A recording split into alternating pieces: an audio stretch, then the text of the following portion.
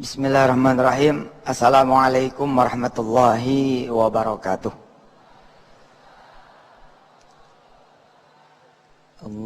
Allahu Rabbuna la nusyriku bihi syai'a. Allahu Rabbuna la nusyriku bihi syai'a. Ayo ikut. Allahu Rabbuna la nusyriku bihi syai'a. Allahu Rabbuna la nusyriku bihi syai'a. Allahu Rabbuna la nusyriku bihi syai'a. Pemirsa TV One ikut. Allahu Rabbuna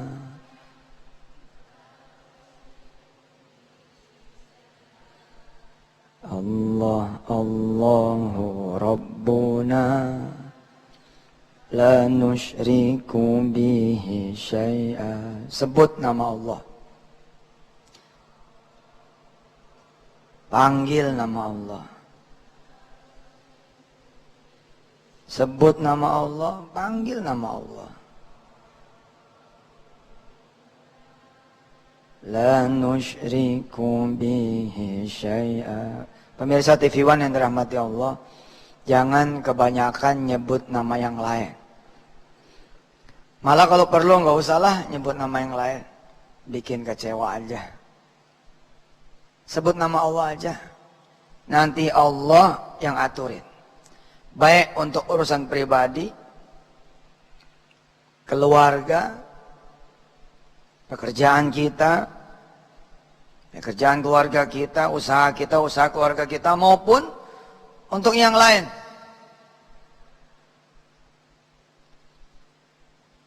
Untuk kota kita, daerah kita, untuk Indonesia, bahkan untuk dunia. Allah punya pasukan-pasukan di langit dan di buminya. Masya Allah. Allah punya pasukan-pasukan di langit dan di buminya yang bisa kemudian Allah gerakan. Di surah Al-Anbiya, para nabi diingatkan oleh Allah Subhanahu wa taala. Di surah Al-Anbiya, para rasul diingatkan oleh Allah Subhanahu wa taala. Wa qalu ittakhadha ar-rahman waladan subhanah bal ibadun mukramun. Allah punya malaikat-malaikat yang dimuliakan Allah Subhanahu wa taala. Punya hamba-hamba yang mukramun. Siapa? Dialah, merekalah para malaikat-malaikat Allah. La yasbiqunahu bil qawli wa hum bi amrihi ya'malun.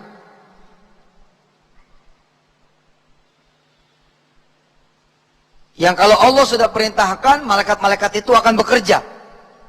Malaikat-malaikat itu akan mengatur sedemikian rupa sampai kemudian segala urusan kita beres.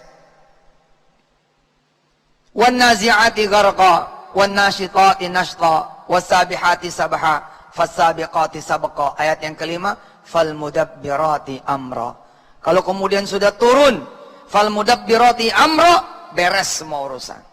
Jangan ngagedain ikhtiar, kecuali ikhtiar itu menjadi ibadah, menjadi adab, menjadi akhlak kita. Tapi kalau ngagedain ikhtiar, di mana tidak ada ikhtiar berarti tidak ada solusi, tidak ada ikhtiar berarti tidak akan ketemu jalan keluar, itu mendingan gak usah digedein. Kalau menggantikan posisi Tuhan, mendingan jangan digedein.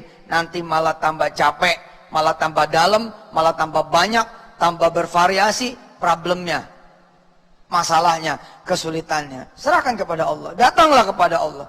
Sering-seringlah ngadep, jangan kebanyakan ngomel, jangan kebanyakan ngeluh.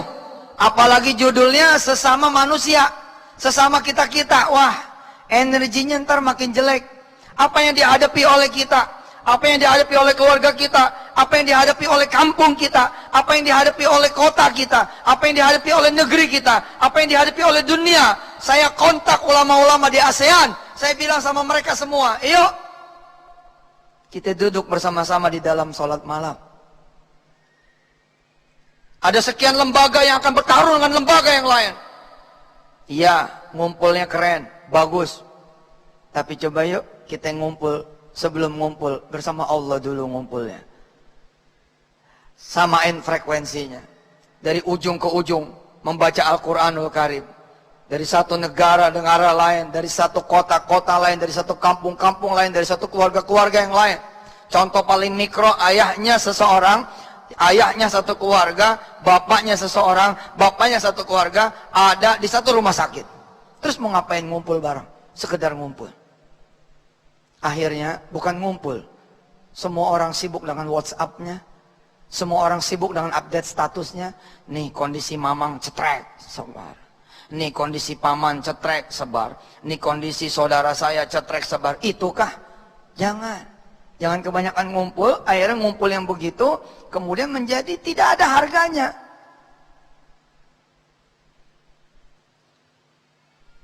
Si ibu telepon anak paling tua di Jogja. Nak, sayang sama bapak kamu, sayang.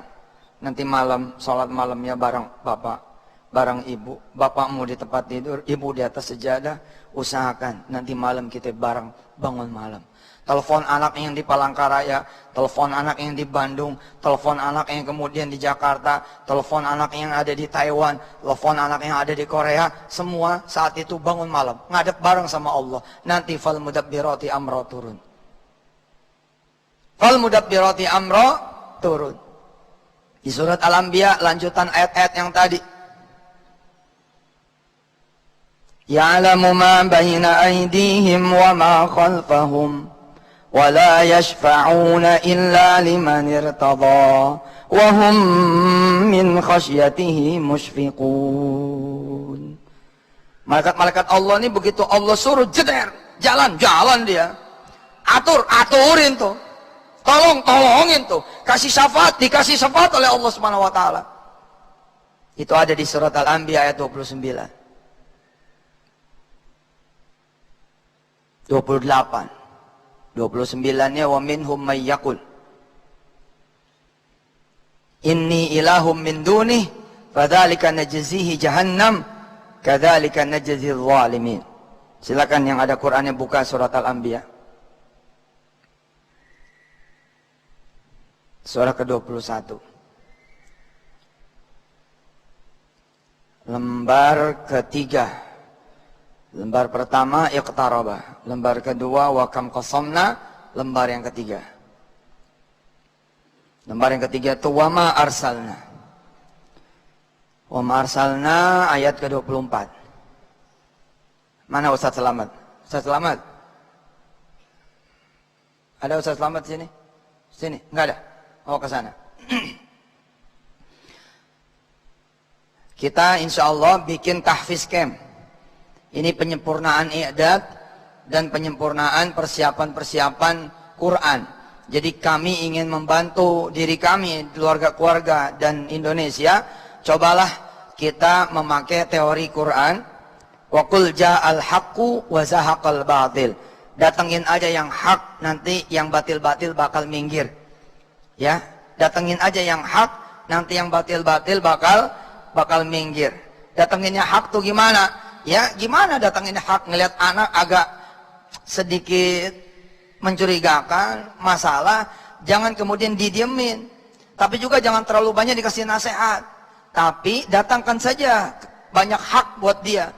Ajak ke masjid, ajarin ngaji, masukin kemudian ilmu-ilmu, ajak kemudian bersedekah. Makin banyak yang hak, maka wazahaqal batil. Sifat-sifat jeleknya, tabiat-tabiat jeleknya nanti akan minggir sendiri. Nah, untuk membantu Indonesia, kita bangun ini super camp, tahfiz camp. Tahfiz campnya nanti insya Allah tahfiz camp yang sifatnya ini plus-plus. Teman-teman pemirsa sudah mengetahui kami punya program i'dad namanya, ini untuk membantu Indonesia dan dunia. Nanti sifatnya ini international camp. Jadi nanti ada Australia, ada Amerika, ada dari China, ada dari Timur Tengah, ada dari negara-negara Afrika, ada negara-negara Asia nge-camp bareng. Insya Allah tanggal 1 September. Mudah-mudahan 1 September 2016 sudah bisa dimulai. kualifikasi tahfiznya nanti, kualifikasi tahfiz yang kira-kira seperti ini. Jadi ngapalnya tuh plus ayatnya, plus nomornya, bisa baca mundur, bisa baca naik, bisa baca acak, insya Allah. Coba lihat surat Al-Anbiya ayat 29. Apa depannya? Surat Al-Anbiya ayat 29. Apa depannya? Wa minhum may yaqul. Naik ke atas 28. Ya'lamu. Naik lagi ayat 27. La yasbiquna. Naik lagi ayat 26. Wa qalu. Naik lagi ayat 25.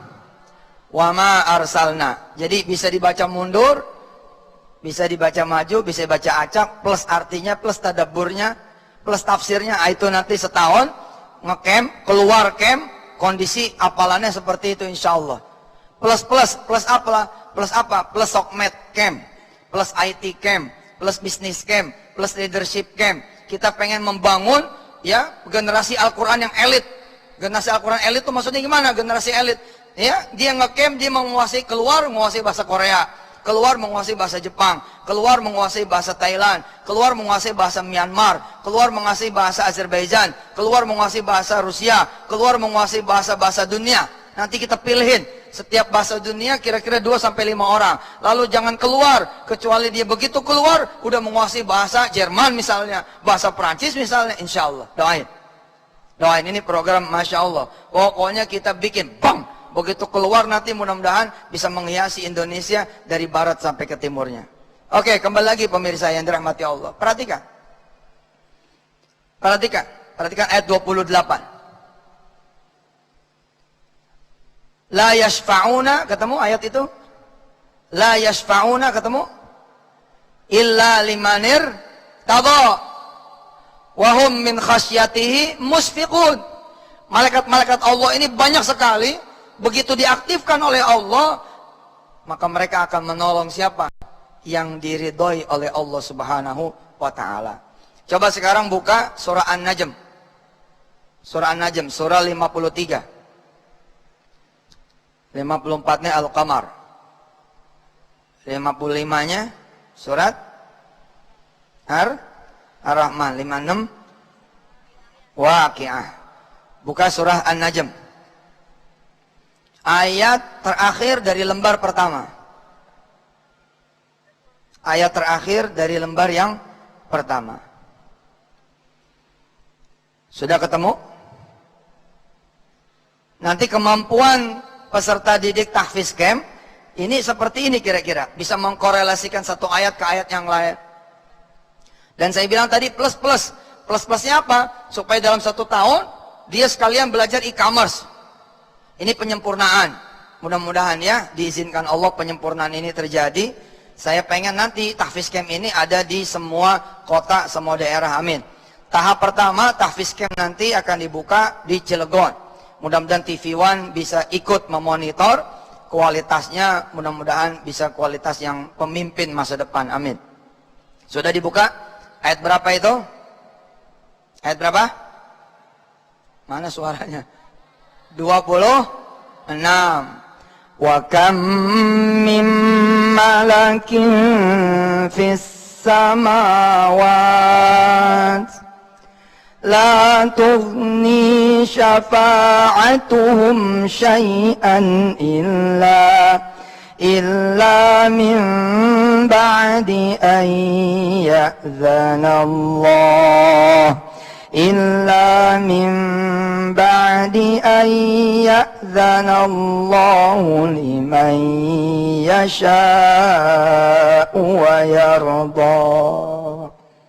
Wa kam min malakin fis samawat la tughni syafa'atuhum syai'an illa min ba'di ayyadzanallahu liman yasha'u wa yarda. Ayat ini terkorelasi dengan sangat baik dengan surat Al-Anbiya ayat 29. Asik ini. Bacanya bisa naik ke atas, bisa di tengah-tengah, bisa baca dari mundur. Mundur, maju, mundur bisa insya Allah. Gampang lah, ntar udah kayak komputer insya Allah. Saudara-saudara yang dirahmati Allah, percayakah Allah ini maha mengatur? Kita lihat dari kelahiran seorang namanya Bughos. Al-Bughos. Alif lam ba ra alif sa. Al-Bughos. Kita lihat ya, betapa Allah ini maha kuasa. Innahu ala kulli syai'in qadir.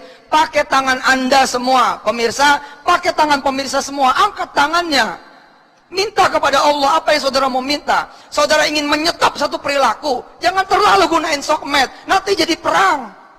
Udahlah, kita berantem sama orang kita sendiri. Sudah, coba jajal yang satu ini. Masa sih 150-an juta kalau kita anggap 200 juta begitu.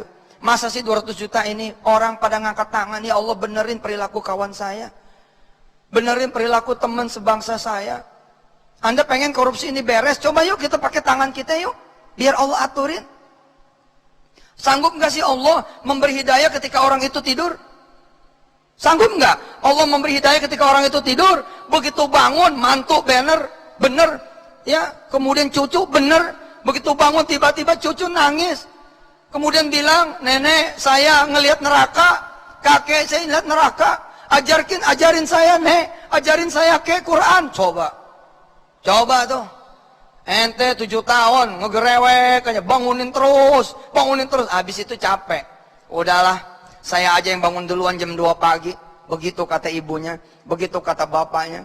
Saya capek bangunin dia melulu.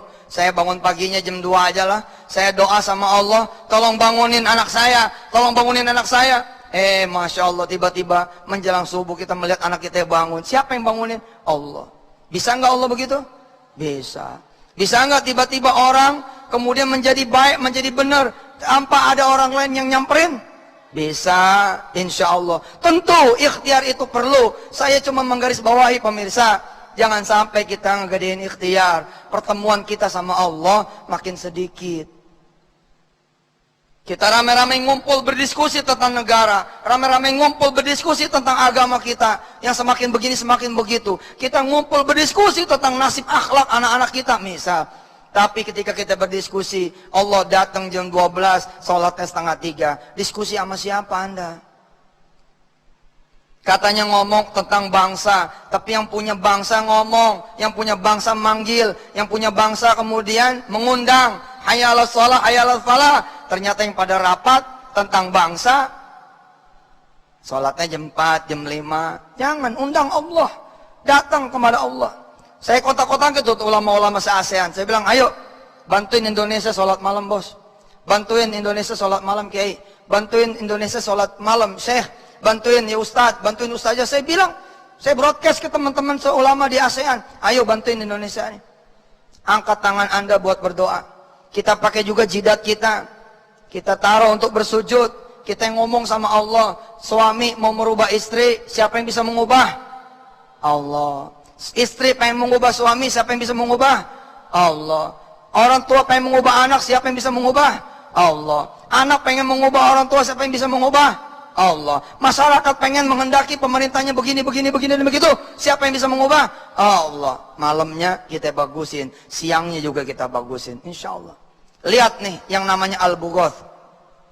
Al-Bughos ini sebutan untuk anak gagak yang baru menetas dari telurnya. Saya dapat kisah ini dari Habib Nabil Musawa. Gagak bertelur apa beranak? Gagak bertelur apa beranak? Termasuk jenis apa tuh gagak? Burung. Begitu dia bertelur, kan diaremin tuh. Betul nggak? Pantatnya anget. Diaremin. Saya sama istri dulu pernah dikejar-kejar soang. Dia pernah dikejar-kejar bebek, angsa. Jadi satu saat saya main ke belakang rumah, tuh kan masih kampungan tuh, masih kampung. Tiba-tiba ada angsa yang meninggalkan telurnya. Saya cuma ngelihat doang, nggak ngapa-ngapain. Saya sama istri ngelihat ngelongok begitu. Masya Allah, tiba-tiba dikejar itu mangsa. Induknya itu lari ngejar saya. Masya Allah, kita ngibrit berdua. Takut dipatok, kan angsa tuh lehernya bisa tambah panjang itu. Subhanallah. Lihat anak gagak ini, pemirsa, anak gagak, Masya Allah. Ternyata beda sama induknya. Induknya hitam, dia putih. Induknya berbulu, dia nggak berbulu. Sehingga si gagak seperti tidak mau mengenali dan tidak mau mengakui bahwa ini adalah anaknya. Maka si gagak meninggalkan anaknya. Dia cuma ngelihat dari kejauhan. Padahal biasanya burung paling sayang sama anaknya, betul? Dia terbang, terbang, pulang bawa ulet. Dia terbang, pulang bawa serangga, betul? Buat siapa? Buat anaknya. Tapi si gagak ngelihat anaknya beda, dia pergi, dia tinggal. Terus pertanyaannya, siapa yang ngasih makan anak ini? Belum mampu terbang, belum mampu ngapa-ngapain, belum mampu apa-apa. Inilah hebatnya Allah Subhanahu wa taala. Allah kemudian memberikan kepada si anak gagak yang namanya Al-Bughoth ini aroma yang membuat serangga datang. Gile bener. Allah mengaruniai Al-Bughoth serangga yang datang, bukan dia yang datang. Ibaratnya begini, ente mau jual rumah, nyari pembeli. Kalau ente keluar, dapat pembeli, biasa bos. Ya nggak biasa. Ente nawarin nama orang belum, ngucap belum, pasang iklan belum, tiba-tiba ente duduk jejak. Ente sholat jejak. Ente kemudian baca Quran, ente ngaji Quran, ente berdoa kepada Allah, ente bikin sedekahan, ente bikin selamatan, ente berbuat baik aja sama orang lain. Alhamdulillah, tiba-tiba rumah Anda ada yang nawar. Datang orang bilang rumah ini bagus amat, bolong di mana-mana. Keren, rumah ini keren. Lihat kamarnya nggak sempurna, lihat dapurnya belum beres. Wah, cakep, ini rumah yang saya cari. Bukan nyari rumah yang bagus, Pak. Oh, kalau yang bagus kan pasti mahal. Yang begini nih pasti murah. Ah, bisa aja Bapak. Kira-kira rumah ini kalau saya beli 300 juta dapat? Subhanallah. Kita baru mau ngucap nih, rencana habis 7 hari riyadhah, barulah keluar hari ke-8. Saya ngajarin nih teman-teman semua, udah kenal belum riyadhah? Ayo riyadhah itu coba ngebenerin hidup dari mulai bangun pagi sampai bangun pagi lagi, benerin. Kita kan kelamaan nggak bener, Mestinya duha nggak duha, mestinya zuhur berjamaah nggak berjamaah, mestinya qobliyahnya 4, kita boro-boro 4, 2 juga enggak. Ba'diyah mestinya 4, nih nanti nih. Kita coba lihat nih, orang-orang yang pada sholat di sini zuhur. Kita lihat nih, qobliyahnya 4 apa berapa? 4 dong qobliyahnya. 4, kalau emang tuh masjid, biasanya kan ada masjid yang cepet tuh.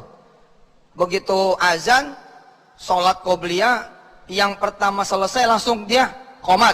Kalau ente ketemu masjidnya kayak begitu, begitu muadzin selesai azan, ente datang copot dulu mic kantongin, supaya dia nggak bisa qomat. Salat 4, biasanya asar nggak pakai qobliyah, sekarang qobliyah bukan 2 tapi 4. Maghrib, isya pakai qobliyah ba'diyahnya, kemudian menjelang tidur witir. Itu riyadhah tuh begitu. Pengen apa? Riyadhah dulu 3 hari, 7 hari, 14 hari, 21 hari, 40 hari. Nanti lakukanlah ikhtiarnya setelah hari ketiga, setelah hari ke-7, setelah hari ke-14, setelah hari ke-21, setelah hari ke-40. Ah, bid'ah tuh. Ah, ya udah deh. Mohon maaf. Kalau emang mau jalanin aja. Nggak ada, aneh sih nggak biasa berdebat, nggak ada ilmunya nama. Ente benerin aja, benerin. Ya, tapi nggak usah begitu. Nggak apa-apa. Nggak. Aneh emang nggak mau berdebat, mendingan kita makan aja yuk. Gitu aja. Jangan berdebat, nanti kalau berdebat kita jadi hilang persaudaraan. Mau jalani, nggak percaya, ya nggak apa-apa. Kalau emang kita yang salah, ya alhamdulillah, kita benerin apa yang salah, gitu aja. Nah nih orang, dijalanin nih, duha 7 hari, apa 7 hari. Baru niat, hari ke-8 pasang iklan, hari ke-8 nemuin marketing, hari ke-8 nanti kemudian mulai main sokmed. Belum 8 hari, belum 7 hari, baru 5 hari udah ada yang datang. Nawarnya 300, padahal kita mau naruh angka berapa di situ? 200. Subhanallah. Kita bilang, Bapak nggak salah Pak. Nawar 300 lah, saya mau nawar 200. Oh ya bagus kalau 200 juta. Ya gue nyesel. Lihat Al-Bughath. Al-Bughath mestinya induknya tuh si Bughath yakni gagak. Dia terbang nyari serangga, tapi sama Allah nih anak serangga yang kemudian dikasih aroma, kemudian serangga pada datang. Ente pernah nggak ngelihat orang pakai peci, terus ada nyamuk di atasnya atau serangga? Nah itu pecinya istimewa tuh. Berarti bau tuh pecinya. Peci saya sering gitu. Istimewa kan? Orang lain nggak ada begitunya. Peci saya dikasih aroma, Masya Allah. Itu begitu mau ambil santri, nggak jadi diambil. Ayo pemirsa. Ayo pemirsa. Bagusin ikhtiarnya, oke, top. Tapi kalau ikhtiar itu nanti menggantikan posisi Tuhan, saya kalau nggak laku rumah saya, dari mana saya berangkat hajinya? Waduh, mendingan jangan jual rumah, jangan. Kenapa? Karena rumah Anda menjadi Tuhan. Abah harus kerja, kalau abah nggak kerja, makan dari mana? Mendingan jangan kerja loh. Kenapa? Kerja lo tuh jadi Tuhan. Kerja lo tuh jadi Tuhan. Nanti nggak dapat apa-apa. Ngasih makan anak nggak bisa, ongkos dari istri habis. Kalau begini, doain abah ya, abah mau kerja supaya jadi ibadah. Pergi deh, pergi deh. Tapi kalau ngomongnya, saya ini harus usaha. Kalau saya nggak usaha, dari mana saya bisa kaya? Jangan. Itu berarti jadi Tuhan tuh. Emang ada yang bisa memberikan kekayaan dan memberikan kemiskinan kecuali Allah? Nggak ada. Tapi kalau saya pengen usaha Ustaz, supaya apa? Supaya tidak ada yang memerintah saya kecuali Allah. Tidak ada yang menghalangi saya kecuali Allah. Saya mau sholat duha 12 rakaat kek, nggak ada yang negor. Ini saya baru takbir, udah dibisikin. Ya, lama-lama mesin nggak ada yang jaga. Baru takbir, mau sholat duha, udah ada yang bisikin dari belakang. Ya lama-lama mesin nggak ada yang jaga. Nah begitu kita usaha sendiri, tidak ada lagi halangan kecuali hanya kita dengan Allah Subhanahu wa taala. Cakep. Kalau itu alasannya, please usaha. Tapi kalau lu alasannya, ente pada aneh kita pemirsa semua, usaha itu alasannya supaya kita jadi orang yang lebih enak, nggak benar. Emang nggak bisa apa jadi karyawan hidup enak? Bisa. Bisa. Supaya kita nanti bisa beli mobil. Aduh, kecil amat sih usaha. Cuma bisa beli mobil. Usaha itu supaya bisa masuk surga. Ayo pemirsa, pengen ngerapiin apa di dunia ini? Ada Allah yang bisa ngerapiin. Ada Allah yang bisa ngerapiin. Kisah terakhir. Kisah terakhir. Di Pakistan, ada seorang dokter ternama. Ada seorang dokter ternama di Pakistan. Kemudian dia harus mengadakan perjalanan, pergi meninggalkan kotanya, menuju satu daerah yang jauh sekali. Digunakanlah pesawat. Adanya cuma pesawat kecil. Kurang lebih berenam, si dokter ini bersama orang-orang yang tidak dia kenal, naik itu pesawat. Ternyata begitu 20 menit mengudara, cuaca kemudian nggak keruan. Gubrak, kemudian pilot mengumumkan ada engine pesawat yang rusak, lalu harus mendarat darurat. Mendaratlah darurat di salah satu pegunungan, di daerah yang si dokter ini lintasin beserta penumpang dan pesawatnya itu.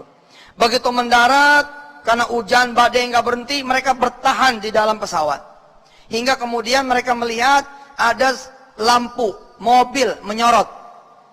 Lalu keluarlah salah seorang dari mereka menyetop mobil itu, pengen numpang ke situ. Numpanglah orang itu ke situ. Begitu numpang bareng-bareng nih sama teman-teman yang lain, mobil truk rupanya. Tapi ternyata baru jalan beberapa langkah menuju kota, mobil itu kemudian terjebak di lumpur, nggak bisa jalan.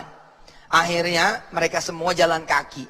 Jalan kaki melewati kemudian hutan apa segala macam, sampailah kepada rumah kecil yang belum selesai, masih bebatuan, masih kayu. Mereka kemudian mengucapkan salam, sekedar pengen menghangatkan badannya, dan kali-kali aja ada yang bisa diminum dan dimakan. Begitu dibuka, nenek-nenek yang buka. Terus mereka bilang, boleh nggak saya dan teman-teman ini sedikit minum atau makan atau sedikit air apa gimana? Dipersilakan masuk. Begitu masuk, salah satu dari rombongan itu adalah dokter ternama di Pakistan, yang konon ada 1-2 penyakit yang insya Allah dengan izin Allah dialah spesialisnya di Pakistan itu. Si nenek yang jauh dari mana-mana menerima tamu, diantaranya si dokter itu. Terus berenam ini melihat ada satu anak kecil terbaring lemah. Terus nanya, itu siapa nih? Cucu saya. Dia sakit. Si nenek ini bercerita, saya tidak bisa membawa dia ke kota. Saya tidak bisa membawa dia ke dokter. Saya tidak bisa membawa dia berobat. Dan kata orang, dokter di sini juga nggak ada yang bisa menyembuhkan penyakit ini. Yang bisa menyembuhkan penyakit ini hanya satu dokter yang ada di Islamabad katanya, di Pakistan. Salah satu dari mereka ini dokter ternama itu. Lalu si dokter ini bilang, siapa nama dokternya yang bisa menyembuhkan? Iya, saya minta sama Allah agar Allah membawa dokter Isom ke rumah saya. Saudara, di antara 6 orang itu, dokter Isom ada di situ. Kayak begitu tuh kalau udah diatur sama Allah. Kayak begitu kalau udah diatur sama Allah. Bagaimana kemudian orang itu ada di pesawat, kemudian cuaca buruk, harus mendarat mendadak, kemudian ketemu truk kemudian kelumpur lagi, jalan kaki. Rupanya yang mengundang adalah rintihan dan doa dari si nenek tersebut. Ayo, undang jodoh Anda semua. Ayo, undang duit buat bayar Anda punya hutang. Undang rumah, undang pelanggan, undang tiket haji, undang visa, undang anak, undang cucu yang saudara inginkan. Barangkali Anda punya anak dan mantu, belum hamil-hamil. Ya bagaimana mau hamil? Anak mantu ente dua-duanya laki-laki. Yang benar aja. Nggak benar. Anak ente sama cucu mantu, sama anak mantu harus sepasang. Baru insya Allah bisa punya anak keturunan. Ente doa sama Allah. Pengen ini berubah, pengen itu berubah. Udah, jangan kebanyakan bersokmed. Jangan kebanyakan kita ke Facebook. Ntar juga di-ban sama Facebook. Udah nggak usah, itu punya orang. Yang nggak di-ban cuma sejadah. Sejadah kita yang nggak di-ban sama Allah. Nggak ada orang mau sholat digulung, nggak boleh. Dia nggak boleh sholat, nggak boleh. Nggak ada. Tiba-tiba malaikat tidur di atas sejadah. Ngapa? Ngalangin dia sholat. Nggak boleh. Tapi kalau Twitter punya orang, Facebook punya orang, terserah dia. Dia mau terima, ya dia terima, dia pasang, dia pajang, dia tayangin. Kalau dia nggak terima, di-ban ente. Jangan dah udah, sejadah aja udah. Yuk, kita benahin negeri kita. Kita kirimin doa terbaik buat teman-teman kita. Kita kirimin doa-doa terbaik buat sahabat-sahabat kita, sebangsa dan setanah air. Tentu saja kita kirimin keluarga-keluarga kita agar aman, insya Allah. Sampai ketemu pemirsa di lain waktu. Wassalamualaikum warahmatullahi wabarakatuh.